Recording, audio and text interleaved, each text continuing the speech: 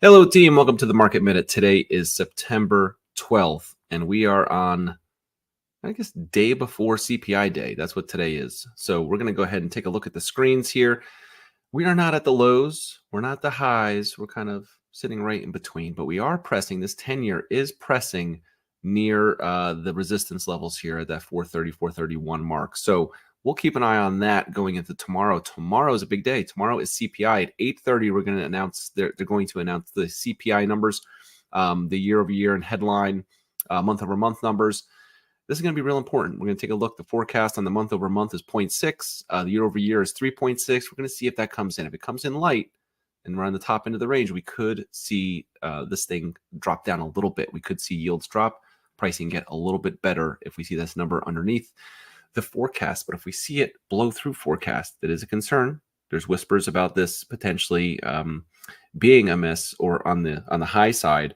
If it does, and we break through this resistance level, we may be seeing a trek up in the 10-year. So it is a pretty important CPI number tomorrow, and the Fed is done speaking. The Fed is done until their meeting on the 20th and 21st. So you're not going to hear any of that kind of noise that's occurring for the remainder of the week and to next week when they have their meeting. So we'll keep an eye on that as well. But CPI is really the big day. I anticipate to see, kind of a blah day today. We might move. Right now we're down 5-8 basis points. It's really not moving that much. We probably are going to stay in this range until the late afternoon when people start putting their bets in on what's going to happen tomorrow. So we'll see what that looks like. But for now, things are somewhat calm, somewhat normal trading. So we'll keep an eye on that.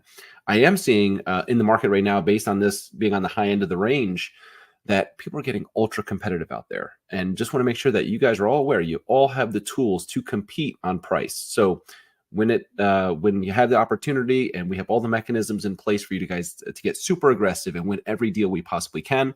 We know we're running up against sometimes credit unions or a bank. And I wanted to give an explanation. Sometimes people don't quite understand how it works when banks portfolio loans. Sometimes they can get better rates. They can't do a lot of it because their regulators don't allow them to do too much volume in that particular area of business.